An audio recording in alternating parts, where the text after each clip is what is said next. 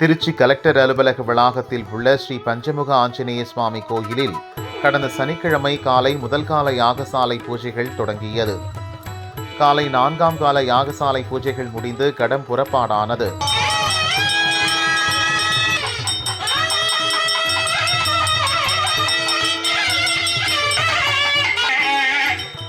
பட்டாச்சாரியார்களால் வேத பாராயணங்கள் முழங்க கோபுர கலசங்களுக்கு புனித நீர் ஊற்றி கும்பாபிஷேகம் வெகு விமரிசையாக நடைபெற்றது.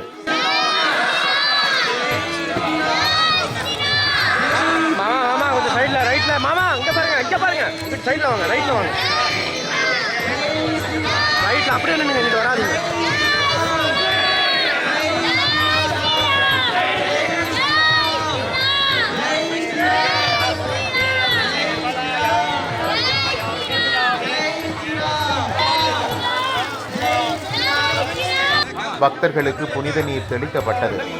திரளான பக்தர்கள் பஞ்சமுக ஆஞ்சநேயரை தரிசனம் செய்தனர்.